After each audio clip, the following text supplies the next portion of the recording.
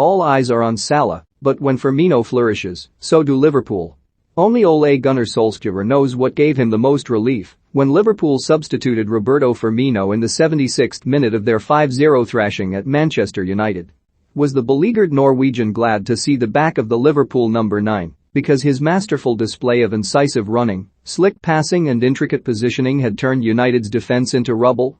Or was Solskjaer simply glad that as Firmino made his way off the pitch, the travelling Liverpool fans gave the United boss a brief respite from their Ole's at the wheel taunts to applaud the Brazilian, who looks right back to his best?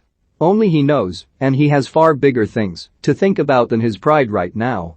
Jurgen Klopp, meanwhile, has never needed a second chance to heap praise on his number 9, and amid a long line of plaudits he had to dish out in his post-match remarks, it was the comments on Firmino that stood out most.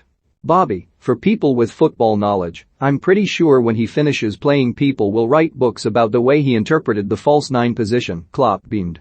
I don't say he invented it or we invented it, but with the way he plays it, from time to time it looks like that. There are different things to do on the pitch, some of them are defensive, and what he did in that department tonight was absolutely insane.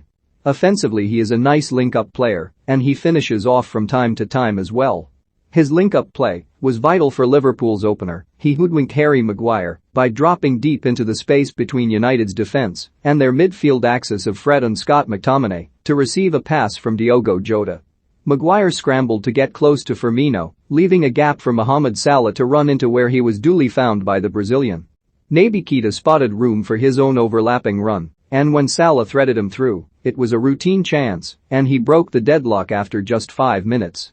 For Liverpool's third, Firmino and Salah linked up sumptuously with a 1-2 on the edge of United's area. Salah's initial shot was blocked but the Egyptian got on the end of the ensuing ball drilled into the 6-yard area by Keita. Firmino was involved in the fourth as well, albeit with less purpose than the previous two as he controlled a high pass on the edge of the United area.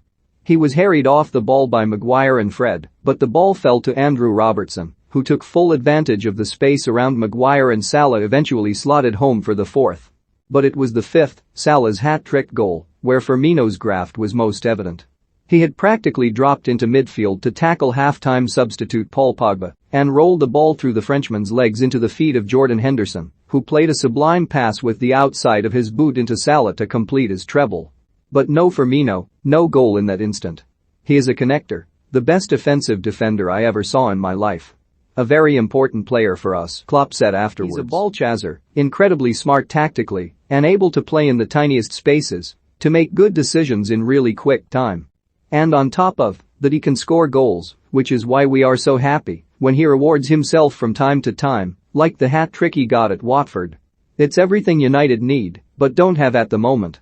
Gary Neville has made the same salient point on a few occasions of how players such as Darren Fletcher, Jae-Sung Park and Owen Hargreaves were vital for the successes United enjoyed under Sir Alex Ferguson and how they helped Ronaldo reach the heights that he did in his first spell. Ronaldo needs players around who can work really hard defensively, Neville told his Sky Sports podcast in early October. That was the same in 2008 by the way. Jae-Sung Park, Darren Fletcher, Owen Hargreaves, Wayne Rooney and Carlos Tevez they all worked like Trojans to make up for Cristiano in terms of what he was doing. The best players don't make the best team. That's why I had a career at Manchester United, it's why Darren Fletcher, Nicky Butt, Jae-Sung Park, Owen Hargreaves and players of that ilk had careers, because you need soldiers alongside the generals that you've got. Manchester United have got a lot of generals, but unless they start working hard they ain't going to win anything. Firmino has 6 goals in 9 games for Liverpool so far this campaign, and while his job in the team is to do far more than just score, it was an obvious area for improvement on last season, where he netted just 9 times across the entire campaign in 48 appearances. A curveball, of sorts, was the arrival of Diogo Jota, who made a seamless transition into life at Liverpool and was immediately breathing down Firmino's neck for a place in the starting lineup. Klopp still seems to turn to Firmino ahead of Jota for the big games. The Brazilian started against Chelsea in the second game of the season and also against Atletico Madrid in midweek, where he made his 300th appearance for Liverpool.